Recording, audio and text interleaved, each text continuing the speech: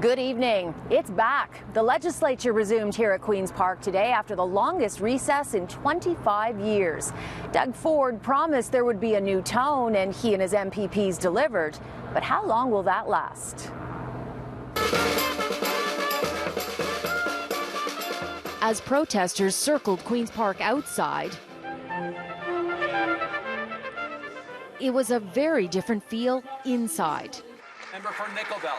It was calm, a tangible difference from the last session. That's how business works. And the new tone started all the way at the top. What's this session going to be like? Oh, it's going to be great. Premier Doug Ford was far more restrained than usual in the legislature. We need to unite this country because what is good for Canada is good for Ontario. And those orchestrated PC standing ovations that continually slowed down proceedings? Stop the clock. Stop the clock. All but gone. Today, there was only one. This is Doug Ford's government, take two. Chastened in the polls in a federal election that saw Ontario largely vote Liberal red, the provincial Conservatives are back with a vastly different cabinet. But will this civility continue?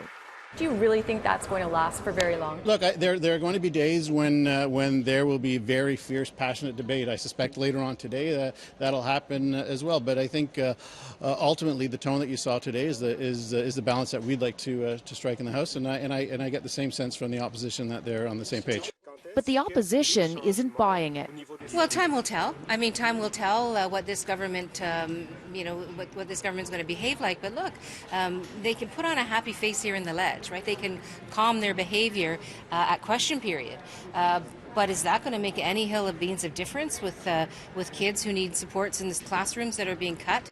Former Conservative Premier Ernie Eves was watching in the legislature today. He's encouraged by the new tone.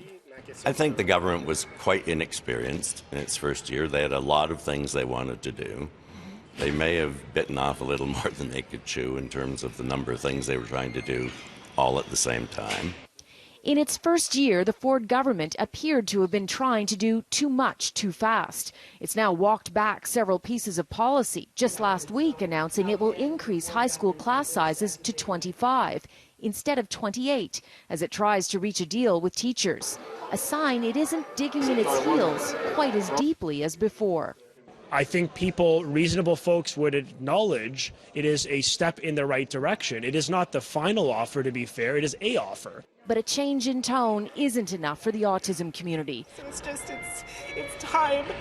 Two mothers were at Queen's Park today begging MPPs to speed up the revamp of the autism program that it bungled 9 months ago. It's just emotionally exhausting to keep on fighting this burden.